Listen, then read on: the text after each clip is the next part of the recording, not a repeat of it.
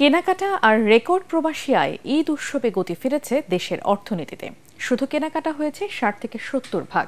দোকান মালিক সমিতির প্রাথমিক হিসেবে আগের তুলনায় কিছুটা কমলেও এবছর ঈদ উল ফিতরে ব্যবসা হয়েছে প্রায় ১.৫ লাখ কোটি টাকা।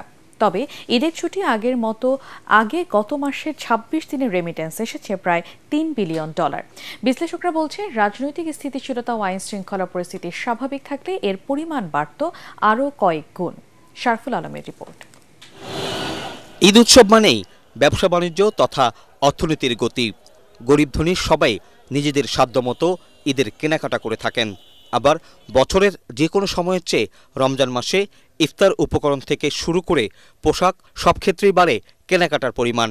বাংলাদেশ দোকান মালিক সমিতির প্রাথমিক হিসাবে এবারের ঈদে তুলনামূলকভাবে অন্য বছরের চেয়ে কেনাকাটার পরিমাণ কমেছে।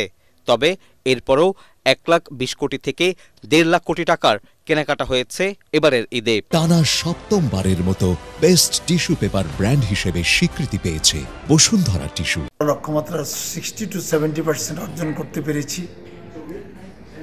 এবার দ্রব্যমূল্য যথেষ্ট নিয়ন্ত্রণে ছিল, ভোক্তা সাধারণের ক্রয় ক্ষমতাও কিছুটা বেড়েছে। যদি এইভাবে ব্যবসা বাণিজ্য চলতে থাকে, আশা করি ইনশাল্লাহ আমাদের অর্থনীতি পুনরায় ঘুরে দাঁড়াবে।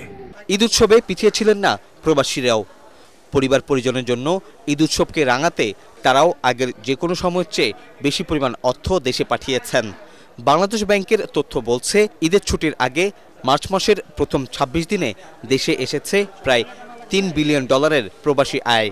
রেমিটেন্স প্রেরণের জায়গার ক্ষেত্রে আগে যে ধরনের ডকুমেন্টেশনের যে বিষয়টি, সেটি মাঝখানে অনেক ফ্লেক্সিবল করা হয়েছিল এবং সেটির সুবিধা নিয়ে অনেক ধরনভাবেই হয়তো দেশে অর্থ আসছে।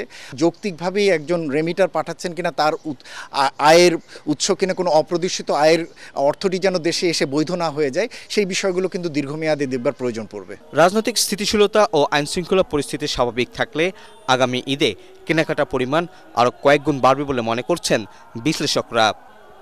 শারফুল আলম, এটিএন বাংলা, ঢাকা।